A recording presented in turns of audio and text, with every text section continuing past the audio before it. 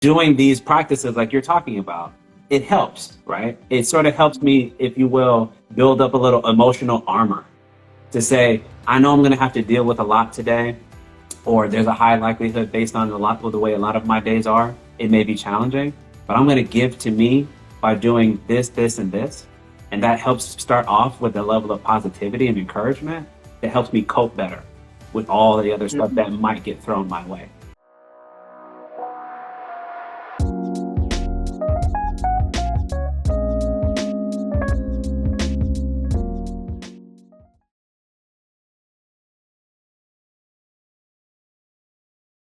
I'm really glad that you brought up that point on scheduling, because many times we tend to live life on autopilot, and actually really sitting down, and scheduling also helps you with those boundaries, because many of us don't, we're not taught that self-love it's important, and like you need to set those clear boundaries to make sure that you're still filling your own cup. Like I literally schedule, I'm going to do yoga at this time, and I made sure that at this time I'm doing yoga or whatever I'm doing. Like, and I mentioned even Netflix before. If it brings you joy, scheduling also really helps, because that way I'm going to watch Netflix for 2-3 hours, right? Rather than doing 8 to 10 hours and kind of just being mindless about it.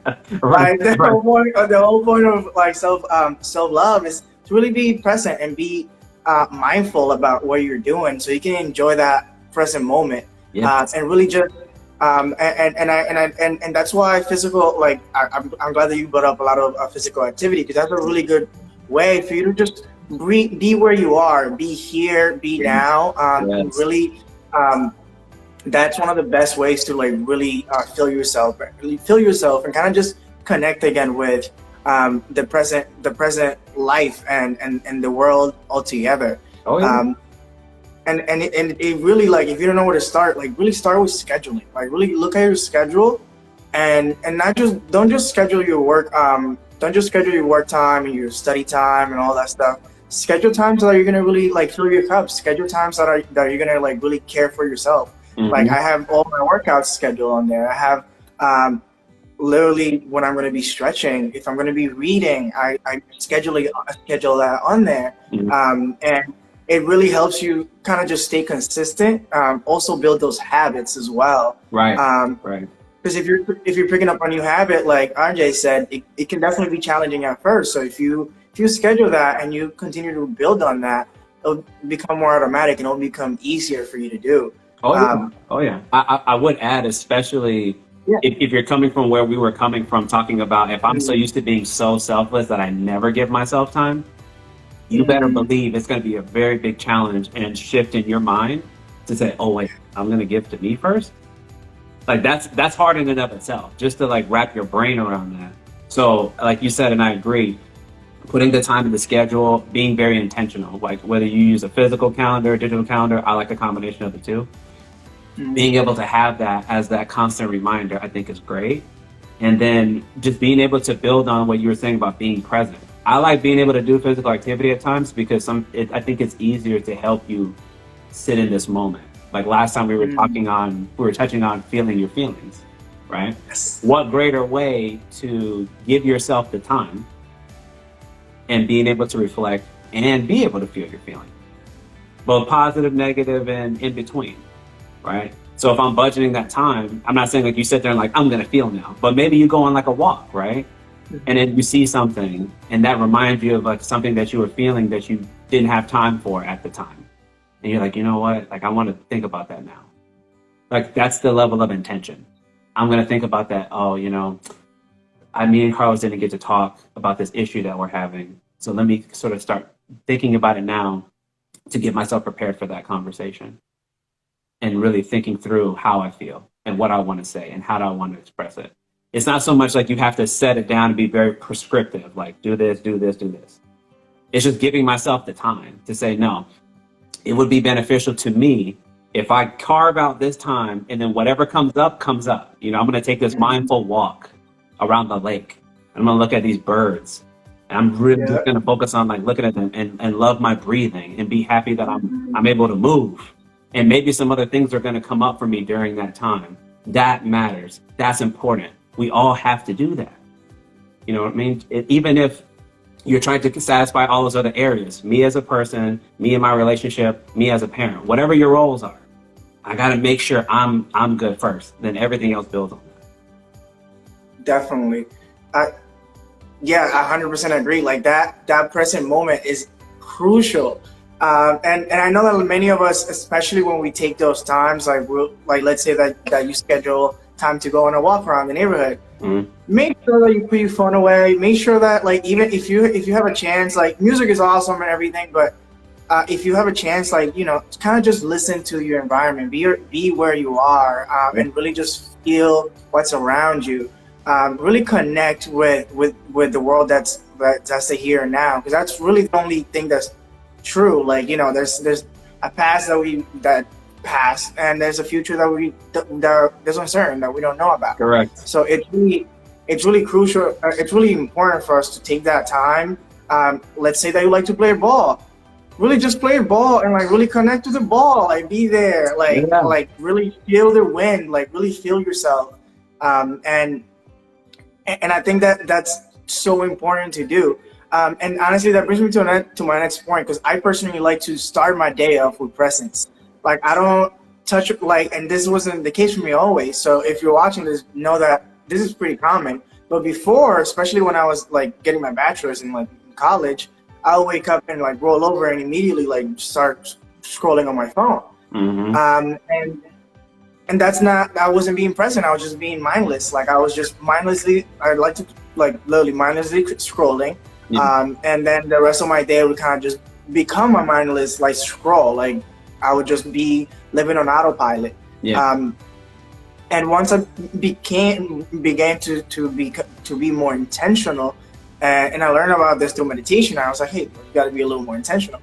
I noticed a massive shift, and now, like, I start my first hour of my day, and that doesn't have to be for everybody, because I know some people have children, some people have multiple jobs, right. So you don't need to dedicate a whole hour. But even if you do 15 minutes, or even like 5 minutes to, like, really be present, be grateful, and be mindful, that can really help you kind of just fill your batteries up for the rest of the day. Oh yeah. So since we're talking about being practical, I like to do what I call the power hour, basically. And again, like, it doesn't have to be an hour for you. You can go and do 5-5-5, but I like to do 20-20-20. I do 20 minutes of movement, whether it's yoga, stretching. If you like to run, you can do that. I do 20 minutes of meditation, prayer, whatever it is that will work for you. And then do 20 minutes of education and just expansion, where I, like, pick up a book, listen to a seminar, and like, really just add and start my day off that way. Yeah. Before I pick up my phone, before I even start having conversations with other people, before I fill my brain with unlimited information that's all around the world. I like to make sure that I'm connected with myself first, so that you can really, because this first few minutes of your day, that's your true authentic self. Or, like, that's where you're gonna really be away from a lot of the conditioning that we experience throughout the day. Mm-hmm. So I like to take that time to make sure that, okay, who is me? Who is me? What do I need to do? Good question. Right. Exactly. And that way, like, you can really step into your light and, like, really step into your power, because it's a really great way to, again, like we were mentioning, like, fill your cup first before you go and do anything else. Yes. You take care of yourself first, and the morning is a great way to do it, because you start off your day that way, and then you're good to go. You can keep going for the rest of the day. Agreed, man. No. And I think, like you said, depending on whatever your day looks like, your routine looks like, whatever your responsibilities are, it's about being intentional to make some of that time to do something that you feel fulfilled with. So, for example, some mornings I start off my day, I go straight to the gym first thing in the morning.